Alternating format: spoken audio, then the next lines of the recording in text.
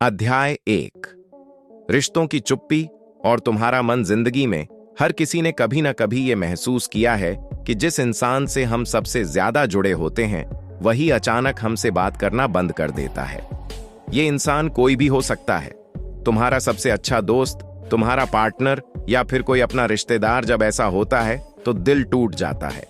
दिमाग बार बार सोचता है कि उसने ऐसा क्यों किया, क्या मेरी कोई गलती थी, क्या मैं कमजोर साबित हुआ, क्या उसने मुझे कभी सच में चाहा भी था। ये सारे सवाल हमें भीतर से तोड़ते हैं। हम बार बार उसी इंसान के मैसेज बॉक्स को चेक करते रहते हैं, व्हाट्सएप की लास्ट सीन देखते हैं, इंस्टाग्राम की स्टोरी देखते हैं और अपने मन में एक अजीब सी बेचैनी पाल लेते हैं। लेकिन यहीं पर स्टोइक दर्शन, स्टोइक फिलॉसफी हमें एक गहरा सबक देता है। स्टोइक नजरिया। मार्कस ऑरेलियस ने कहा था, अगर कोई चीज तुम्हारे नियंत्रण में नहीं है तो उसे लेकर परेशान होना तुम्हारी सबसे बड़ी बेवकूफी है। सोचो, किसी और का व्यवहार, उसकी पसंद, उसका निर्णय, ये सब तुम्हारे कंट्रोल में है क्या? नहीं।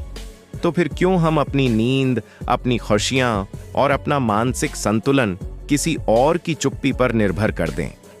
चुप्पी का असली मतलब जब कोई तुमसे बात करना बंद कर देता है तो इसका एक ही मतलब होता है, वो इंसान अभी अपनी दुनिया में व्यस्त है और तुम्हें अब अपनी दुनिया पर ध्यान देना चाहिए। यानी उनकी चुप्पी तुम्हें तोड़ने के लिए नहीं आई है, बल्कि तुम्हें मजबूत बनाने के लिए आई है। पहला काम, खुद को पहचानो। Self reflection. सबसे पहले तुम्हें अपने आप से ये सवाल पूछने चाहिए, मैं कौन हूं? मेरी असली ताकत क्या है? क्या मेरी पहचान सिर्फ उस इंसान के साथ जुड़ी है या मेरी अपनी भी कोई पहचान है? स्टोइक फिलॉसफी कहती है कि इंसान को सबसे पहले खुद को जानना चाहिए। जब तक तुम अपने आप को नहीं पहचानोगे तब तक किसी और की चुप्पी तुम्हें हिलाकर रख देगी। दूसरा काम, ओवर थिंकिंग छोड़ो। जब कोई हमसे बात करना बंद करता है तो हम बार बार वही सोचते रहते हैं, उसने रिप्लाई क्यों नहीं किया, उसने मेरी कॉल क्यों नहीं उठाई, उसने इंस्टा पर फोटो डाली लेकिन मुझे टेक्स्ट क्यों नहीं किया। यही ओवर थिंकिंग हमें अंदर से खा जाती है। स्टोइक फिलॉसफी सिखाती है, जो तुम्हारे हाथ में है उस पर ध्यान दो, जो तुम्हारे हाथ में नहीं है उसे छोड़ दो। निष्कर्ष। चैप्टर 1। अगर उसने तुमसे बात करना बंद कर दिया है तो याद रखो, यह तुम्हारे अंत की शुरुआत नहीं है, बल्कि तुम्हारी नई शुरुआत का पहला कदम है। चैनल प्रमोशन, किताबी दुनिया। अगर आपको ये बातें समझ में आ रही हैं और आप अपनी लाइफ को स्टोइक फिलॉसफी से बदलना चाहते हैं तो हमारे चैनल किताबी दुनिया को अभी सब्सक्राइब करें। यहां आपको किताबों से निकली ऐसी गहरी बातें और जिंदगी बदलने वाले रहस्य मिलेंगे जो आपको अंदर से मजबूत बनाएंगे। अध्याय 2। चुप्पी को समझना। Silence philosophy. कभी सोचा है कि जब कोई इंसान हमसे बात करना छोड़ देता है तो हमें सबसे ज्यादा चोट क्यों लगती है? असल में इंसान एक सोशल बीइंग है। हमें बचपन से यही सिखाया गया है कि रिश्ते ही हमारी ताकत है। जब कोई रिश्ता हमें नजरअंदाज करता है तो ऐसा लगता है जैसे हमारी पहचान ही छिन गई हो। लेकिन सच्चाई ये है कि उसकी चुप्पी तुम्हारी पहचान को नहीं, बल्कि तुम्हारी कमजोरी को उजागर करती है। यानी तुम अभी तक खुद पर नहीं, बल्कि दूसरों पर निर्भर हो। क्यों लोग चुप्पी चुनते हैं? किसी का तुमसे बात करना बंद कर देना हमेशा बुरा नहीं होता। इसके पीछे कई कारण हो सकते हैं। 1, वो इंसान अपनी समस्याओं में उलझा हो। 2, उसे किसी और रिश्ते में दिलचस्पी हो गई हो। 3, वो तुमसे थक चुका हो। 4, या फिर उसे यह महसूस हुआ हो कि अब वो तुम्हें समझ नहीं पा रहा। स्टोइक फिलॉसफी कहती है, हर इंसान का व्यवहार उसकी सोच का परिणाम है, तुम्हारे मूल्य का नहीं। यानी अगर उसने तुमसे बात करना छोड़ दिया तो इसका मतलब ये नहीं कि तुम कमजोर हो, बल्कि इसका मतलब है कि वो इंसान अपनी दुनिया में बदल गया है। Silence philosophy. चुप्पी का महत्व। कभी कभी चुप्पी ही सबसे बड़ा जवाब होती है। अगर उसने बात करना छोड़ दिया है तो ये तुम्हें एक सबक देने आया है। ये सबक है, तुम्हें खुद पर काम करना है, दूसरों पर नहीं। मार्कस ऑरेलियस ने कहा था, तुम्हारा दुख इसलिए है क्योंकि तुम दूसरों से उम्मीद रखते हो। जब तुम खुद से उम्मीद रखोगे तो दुख खत्म हो जाएगा। तीसरा काम, ग्रोथ पर ध्यान दो। उसकी चुप्पी को पनिशमेंट मत समझो, उसे एक अपॉर्चुनिटी समझो। अब तुम्हारे पास वक्त है कि नई किताबें पढ़ो, नई स्किल सीखो, अपने शरीर पर काम करो, अपने करियर की तैयारी करो। जब तुम ग्रो करोगे तो तुम्हारी सोच बदल जाएगी। फिर वही चुप्पी तुम्हें दर्द नहीं देगी, बल्कि तुम्हें और ऊंचाई तक ले जाएगी। चौथा काम, इमोशनल कंट्रोल। चुप्पी सबसे ज्यादा हमारे इमोशंस को हिलाती है। हमें गुस्सा आता है, उदासी घेर लेती है और कभी कभी रोने का मन करता है। लेकिन स्टोइक फिलॉसफी कहती है, गुस्सा और दुख तुम्हारे दुश्मन नहीं है, ये सिर्फ तुम्हारी परीक्षा है। जब भी तुम्हें गुस्सा आए, एक गहरी सांस लो। जब भी तुम्हें रोने का मन हो, लिखना शुरू करो। जब भी तुम्हें खालीपन लगे, मेडिटेशन करो। असली ताकत सोचो, जब दुनिया तुम्हें छोड़ दे और फिर भी तुम अंदर से शांत रहो, यही असली ताकत है, यही स्टोइक फिलॉसफी है। निष्कर्ष, चैप्टर 2। अगर उसने तुमसे बात करना छोड़ दिया है तो उसकी चुप्पी को अपनी ताकत बनाने का मौका समझो। उसकी चुप्पी तुम्हारा दुश्मन नहीं है, बल्कि तुम्हारा सबसे बड़ा गुरु है। चैनल प्रमोशन, किताबी दुनिया। अगर आपको ये बातें पसंद आ रही हैं और आप अपनी लाइफ को और गहराई से समझना चाहते हैं तो हमारे चैनल किताबी दुनिया को जरूर सब्सक्राइब करें। यहां आपको किताबों से निकली वो सीखें मिलेंगी जो आपके रिश्तों, करियर और जीवन को एक नई दिशा देंगी। अध्याय 3, अनुशासन। टूटे दिल को मजबूत बनाने का सबसे बड़ा हथियार। जब कोई इंसान हमें छोड़ देता है या हमसे बात करना बंद कर देता है तो सबसे पहला असर हमारी दिनचर्या, रूटीन पर पड़ता है। नींद खराब हो जाती है, खाना सही से नहीं खा पाते, काम में मन नहीं लगता, दिमाग लगातार उसी इंसान के बारे में सोचता रहता है। ये स्थिति हमें और भी ज्यादा कमजोर बना देती है। लेकिन यहीं पर अनुशासन, डिसिप्लिन तुम्हारी ढाल बन सकता है। क्यों जरूरी है अनुशासन? स्टोइक फिलॉसफी मानती है कि जिसने खुद पर जीत पाली, उसने पूरी दुनिया पर जीत पाली। जब तुम अपनी दिनचर्या को मजबूत बना लेते हो तो बाहर की दुनिया तुम्हें हिला नहीं सकती, क्योंकि तब तुम्हारी शक्ति किसी इंसान या रिश्ते पर नहीं, बल्कि तुम्हारे आत्मनियंत्रण पर आधारित होती है। पांचवां काम, सुबह की शुरुआत को पवित्र बनाओ। सुबह का समय सबसे महत्वपूर्ण है। अगर सुबह सही निकली तो पूरा दिन सही निकलता है। जल्दी उठो, सुबह 5 या 6 बजे। ठंडे पानी से मुंह धोकर 10 मिनट ध्यान, मेडिटेशन करो। 10 से 15 मिनट व्यायाम करो। एक पेज डायरी में लिखो, आज मैं किस चीज को कंट्रोल कर सकता हूं और किसे छोड़ देना चाहिए। मार्कस ऑरेलियस रोज अपनी डायरी में लिखते थे और वही उनके जीवन की ताकत बनी। छठा, काम में डूब जाओ। जब इंसान खाली होता है तभी उसे दर्द सबसे ज्यादा महसूस होता है। इसलिए खुद को काम में व्यस्त करो। अगर पढ़ाई कर रहे हो तो पढ़ाई में डूब जाओ। अगर नौकरी कर रहे हो तो नई स्किल सीखो। अगर बिजनेस कर रहे हो तो नई प्लानिंग करो। काम तुम्हारा सबसे बड़ा इलाज है। सेनेका ने कहा था, बेरोजगारी आत्मा को सड़ा देती है। सातवां काम, शरीर को मजबूत बनाओ। जब दिल टूटता है तो हम अक्सर अपना ध्यान शरीर से हटा देते हैं, लेकिन सच ये है कि मजबूत शरीर ही मजबूत दिमाग को जन्म देता है। रोज व्यायाम करो, हेल्दी खाना खाओ, जंक फूड कम करो, पानी ज्यादा पियो। एपिक्टेटस ने कहा था, अगर तुम अपने शरीर को नियंत्रित नहीं कर सकते तो तुम आत्मा को कैसे नियंत्रित करोगे? अनुशासन का एक छोटा प्रयोग। अगले 21 दिनों के लिए एक छोटा लक्ष्य बनाओ, जैसे सुबह 6 बजे उठना या रोज 20 मिनट पढ़ना। 2, उस लक्ष्य को हर दिन पूरा करो, चाहे हालात जैसे भी हों। 3, 21 दिन बाद तुम पाओगे कि तुम्हारे भीतर एक नई ताकत जन्म ले चुकी है। निष्कर्ष, चैप्टर 3। अगर उसने तुमसे बात करना छोड़ दिया है तो अब तुम्हारे पास एक मौका है खुद को इतना अनुशासित बनाने का कि किसी की चुप्पी या धोखा तुम्हें हिला ना सके। याद रखो, रिश्ता टूटेगा, लोग बदलेंगे, लेकिन अगर तुम अनुशासन पकड़ लोगे तो पूरी दुनिया तुम्हारे कदमों में होगी। चैनल प्रमोशन, किताबी दुनिया। अगर आपको ये बातें पसंद आ रही हैं और आप अपने जीवन को अनुशासन और ज्ञान से बदलना चाहते हैं तो हमारे चैनल किताबी दुनिया को सब्सक्राइब करें।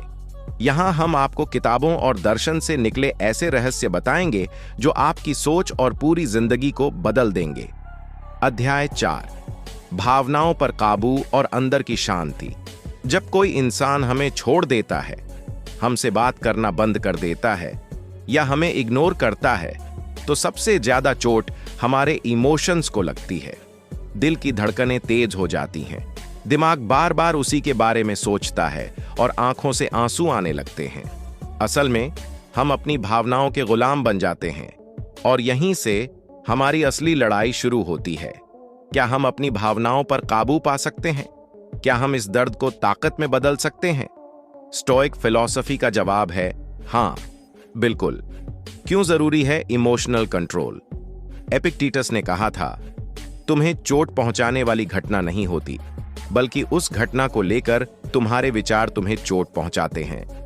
यानी अगर किसी ने तुमसे बात करना बंद कर दिया, तो असली दुख उस इंसान से नहीं, बल्कि तुम्हारे अपने दिमाग से आ रहा है। वो घटना तुम्हारे बस में नहीं थी, लेकिन उस घटना को कैसे देखना है, ये पूरी तरह तुम्हारे बस में है। 8वां काम, भावनाओं को ऑब्जर्व करना। इमोशंस को दबाने की कोशिश मत करो। अगर तुम्हें गुस्सा आ रहा है, दुख हो रहा है या रोने का मन है, तो पहले उसे ऑब्जर्व करो। अपने आप से कहो, हाँ ये गुस्सा है, हाँ ये दुख है, हाँ ये बेचैनी है। जब तुम अपने इमोशंस को पहचान लोगे, तभी तुम उन पर कंट्रोल करना सीखोगे। इनर पीस कैसे मिलेगी? अंदर की शांति बाहर से नहीं आती। न कोई इंसान, न कोई पैसा, न कोई रिश्ता तुम्हें शांति दे सकता है। असली शांति आती है तुम्हारे भीतर से।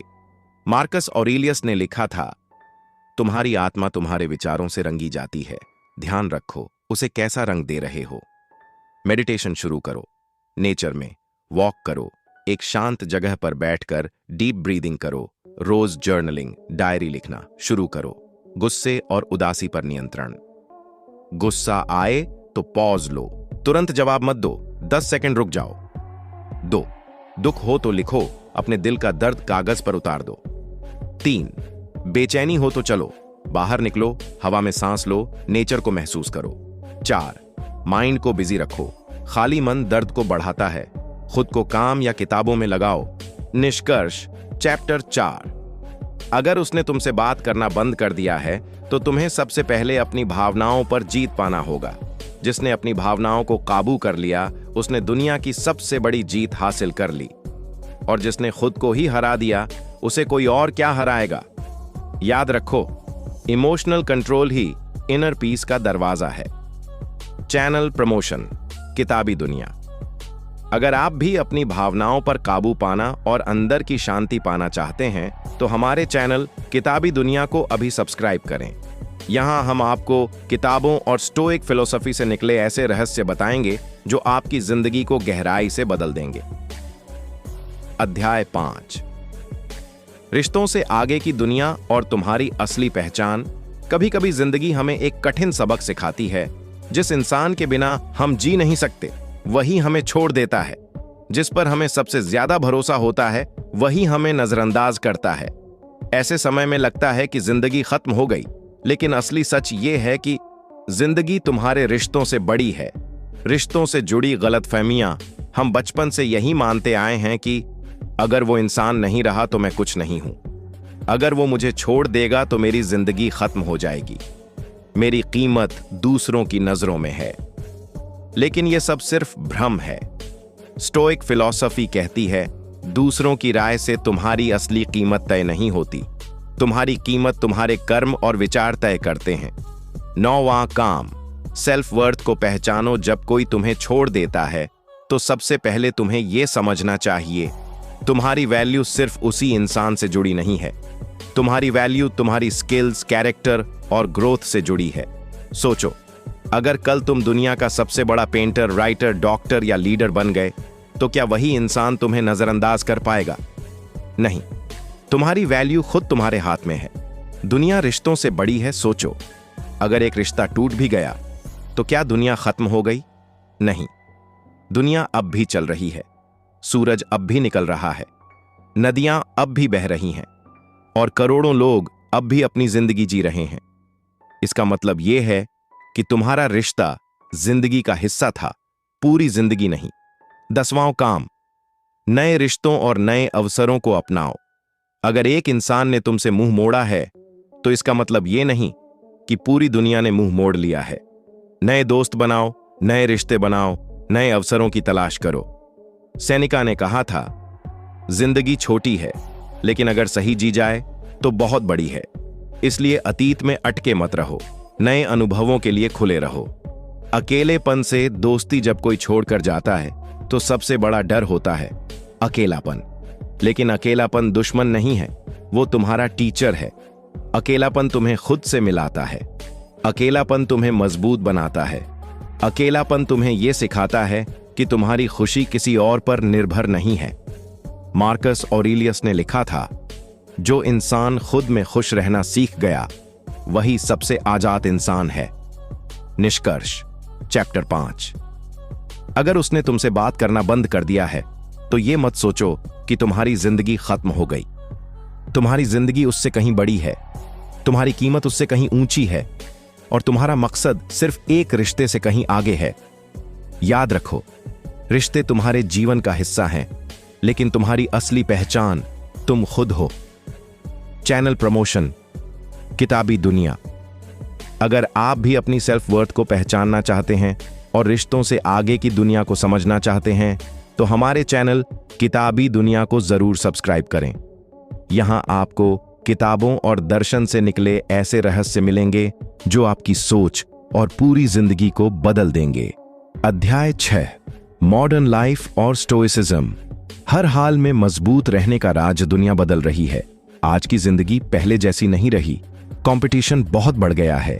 रिलेशनशिप्स पहले से ज्यादा जटिल हो गए हैं और दिमाग पर स्ट्रेस सबसे बड़ा बोझ बन गया है। ऐसे समय में ज्यादातर लोग टूट जाते हैं, लेकिन वही लोग आगे बढ़ते हैं जो स्टोइक फिलॉसफी को समझकर जीते हैं। क्यों जरूरी है स्टोइसिज्म मॉडर्न लाइफ में? मार्कस ऑरेलियस, सेनेका और एपिक्टेटस की बातें भले ही हजारों साल पुरानी हों, लेकिन आज भी उतनी ही सटीक लगती हैं, क्योंकि इंसान बदल सकता है, टेक्नोलॉजी बदल सकती है, लेकिन इंसानी परेशानियां वही रहती हैं। प्यार और धोखा, सफलता और असफलता, उम्मीद और निराशा, गुस्सा और उदासी, यानी स्टोइसिज्म हर युग में जरूरी है। करियर में स्टोइसिज्म। आज के समय में करियर का दबाव सबसे बड़ा स्ट्रेस है। एग्जाम्स में सफलता न मिले, जॉब न मिले, प्रमोशन न मिले, इन सब से इंसान टूट जाता है। लेकिन स्टोइक नजरिया कहता है, तुम्हारे हाथ में सिर्फ कोशिश है, नतीजा नहीं। इसलिए अपनी एनर्जी प्रिपरेशन पर लगाओ, रिजल्ट पर नहीं। जो कंट्रोल में है उसी पर मेहनत करो। फेलियर्स को ग्रोथ का हिस्सा मानो। रिलेशनशिप्स में स्टोइसिज्म। मॉडर्न लाइफ में रिश्ते फ्रेजाइल हो गए हैं। कोई आज तुम्हारा है, कल किसी और का हो सकता है। किसी को तुमसे बात करना बंद करने में एक पल भी नहीं लगता। स्टोइसिज्म यही सिखाता है, किसी इंसान को चाहो लेकिन उस पर निर्भर मत रहो। रिस्पेक्ट दो लेकिन सेल्फ रिस्पेक्ट मत खो। प्यार करो लेकिन खुद को मत भूलो। रिश्ता टूटे तो इसे एंड नहीं, न्यू बिगिनिंग मानो। मेंटल पीस और स्टोइसिज्म। आज की दुनिया में सबसे बड़ी प्रॉब्लम है माइंड का ओवरलोड। सोशल मीडिया का दबाव, कंपैरिजन की बीमारी, फ्यूचर की चिंता। स्टोइक फिलॉसफी यही कहती है, जो तुम्हारे कंट्रोल में नहीं है उसे छोड़ दो। दूसरों की लाइफ से कंपैरिजन बंद करो। अपना माइंड खाली करने के लिए मेडिटेशन करो। ग्रैटिट्यूड प्रैक्टिस शुरू करो। हर दिन 3 चीजें लिखो जिनके लिए तुम आभारी हो। स्टोइसिज्म के modern practices. 1, digital discipline. Social media का लिमिटेड यूज करो। 2, मॉर्निंग जर्नलिंग। हर सुबह अपने गोल्स लिखो। 3, इवनिंग रिफ्लेक्शन। रात को अपनी गलतियां और सीखें लिखो। 4, मिनिमलिज्म। कम चीजों के साथ ज्यादा शांति खोजो। निष्कर्ष, चैप्टर 6। मॉडर्न लाइफ में स्टोइसिज्म तुम्हें सिखाता है रिश्तों में बैलेंस रखना, करियर में फोकस रखना और हर हाल में इनर पीस पाना। यानी स्टोइसिज्म सिर्फ फिलॉसफी नहीं है, बल्कि मॉडर्न सर्वाइवल स्किल है। चैनल प्रमोशन, किताबी दुनिया। अगर आप मॉडर्न लाइफ में सफल और शांत रहना चाहते हैं तो हमारे चैनल किताबी दुनिया को अब भी सब्सक्राइब करें। यहाँ हम आपको किताबों और स्टोइक फिलॉसफी से निकले ऐसे सीक्रेट्स बताएंगे जो आपकी जिंदगी को अंदर से बदल देंगे। अध्याय 7, 30 दिन की स्टोइक यात्रा, कंप्लीट ट्रांसफॉर्मेशन गाइड। अगर उसने तुमसे बात करना बंद कर दिया है, अगर तुम किसी रिश्ते के टूटने या किसी हार से गुजर रहे हो, तो तुम्हें सिर्फ एक चीज चाहिए, ट्रांसफॉर्मेशन। लेकिन ट्रांसफॉर्मेशन अचानक नहीं होता। इसके लिए चाहिए डिसिप्लिन प्लस पैटियंस प्लस सही रूटीन। यही कारण है कि मैं यहां तुम्हारे लिए ला रहा हूं एक 30 दिनों की स्टोइक यात्रा, स्टोइक रूटीन। अगर तुमने इसे फॉलो कर लिया तो 30 दिन बाद तुम पूरी तरह बदल चुके होगे। इस रूटीन की 3 बुनियादी शर्तें। 1, कंसिस्टेंसी, लगातार अभ्यास। चाहे कुछ भी हो, डेली प्रैक्टिस छोड़नी नहीं है। 2, सेल्फ ऑनेस्टी, ईमानदारी। खुद से झूठ मत बोलो, सच लिखो और सच मानो। 3, धैर्य। तुरंत रिजल्ट मत सोचो, धीरे धीरे बड़ा बदलाव आएगा। पहला हफ्ता, डे 1, डे 7। खुद को पहचानो, मॉर्निंग रूटीन। जल्दी उठो, 10 minute meditation, 1 page journaling task. लिखो, मेरे डर क्या हैं, मेरी असली ताकत क्या है। स्टोइक प्रैक्टिस, दिन में 3 बार खुद से पूछो, क्या ये मेरे कंट्रोल में है। फोकस, ओवरथिंकिंग को कम करना और सेल्फ अवेयरनेस बढ़ाना। दूसरा हफ्ता, डे 8, डे 14। डिसिप्लिन बनाओ, morning routine, 20 minute exercise plus 15 minute किताब पढ़ना। टास्क, सोशल मीडिया यूसेज 50% कम कर दो। स्टोइक प्रैक्टिस, हर रात लिखो, आज मैंने अपनी भावनाओं पर कहां कंट्रोल किया। फोकस, शरीर और दिमाग को स्ट्रांग बनाना। तीसरा हफ्ता, day 15, day 21। Emotional control, morning routine, gratitude practice. हर सुबह 3 चीजें लिखो जिनके लिए आभारी हो। टास्क, किसी भी रिश्ते या घटना पर ओवर रिएक्शन मत करो। स्टोइक प्रैक्टिस, गुस्सा या दुख आए तो पॉज लो, 10 सेकंड डीप ब्रीथिंग करो। फोकस, इनर पीस और इमोशनल बैलेंस। चौथा हफ्ता, डे धोबी, डे 30वां, purposeful life morning routine, journaling. आज मैं अपनी जिंदगी का मकसद कैसे पूरा करूंगा। टास्क, अपनी स्किल्स और पैशन पर काम करो, नई स्किल सीखना शुरू करो। स्टोइक प्रैक्टिस, रोज खुद से कहो, मेरी खुशी किसी और पर निर्भर नहीं है। Focus, self worth, long term vision और कंप्लीट ट्रांसफॉर्मेशन। बोनस प्रैक्टिस, पूरे 30 दिन नेचर के साथ समय बिताओ, नेगेटिव लोगों से दूरी बनाओ। हर दिन कम से कम 30 मिनट साइलेंस, चुप्पी में बैठो। छोटी छोटी चीजों में खुशी ढूंढो। निष्कर्ष, चैप्टर 7। अगर तुमने ये 30 दिन का रूटीन सच्चाई और ईमानदारी से फॉलो किया, तो तुम वो इंसान नहीं रहोगे जो किसी की चुप्पी से टूट जाए। तुम वो इंसान बन जाओगे जो खुद की ताकत से पूरी दुनिया बदल सकता है। याद रखो, 30 दिन तुम्हें हमेशा के लिए बदल सकते हैं। चैनल प्रमोशन, किताबी दुनिया। अगर आप भी 30 दिन में खुद को बदलना चाहते हैं और जिंदगी में इनर पीस पाना चाहते हैं, तो हमारे चैनल किताबी दुनिया को अभी सब्सक्राइब करें। यहां हम आपको किताबों और स्टोइक फिलॉसफी से निकले ऐसे सीक्रेट्स बताएंगे जो आपकी सोच और पूरी लाइफ को बदल देंगे। अध्याय 8, न्यू बिगिनिंग और रियल स्ट्रेंथ। एक नई जिंदगी की शुरुआत। जिंदगी में सबसे बड़ा धोखा तब लगता है जब कोई अपना हमें छोड़ देता है। कभी प्यार में, कभी दोस्ती में या कभी परिवार के किसी रिश्ते में। उस वक्त दिल टूटा हुआ होता है, दिमाग सवालों से भरा होता है और आत्मा जैसे थक चुकी होती है। लेकिन यही वो समय है जब तुम्हें समझना होता है, the end is also a new beginning. क्यों जरूरी है न्यू बिगिनिंग? अगर तुम अतीत में फंसे रहोगे तो भविष्य कभी नहीं बना पाओगे। जो चला गया उसे पकड़ने की कोशिश दर्द ही देगा, लेकिन जो आने वाला है उसमें तुम्हारा पूरा जीवन बदल सकता है। स्टोइक फिलॉसफी यही कहती है, अतीत से सीखो लेकिन उसमें मत जियो। भविष्य की चिंता मत करो, वर्तमान में रहो। रियल स्ट्रेंथ क्या है? रियल स्ट्रेंथ का मतलब यह नहीं कि तुम कभी रोओगे नहीं। रियल स्ट्रेंथ का मतलब है तुम रोकर भी उठ खड़े हो, हार कर भी दोबारा कोशिश करते हो, टूट कर भी खुद को जोड़ लेते हो। यानी रियल स्ट्रेंथ अंदर से आती है, बाहर से नहीं। न्यू बिगिनिंग के लिए 5 स्टोइक स्टेप्स। 1, एक्सेप्टेंस, स्वीकार करना, जो हो चुका है उसे मान लो। 2, डिटैचमेंट, अलग होना, जो चीजें कंट्रोल में नहीं उनसे दूरी बना लो।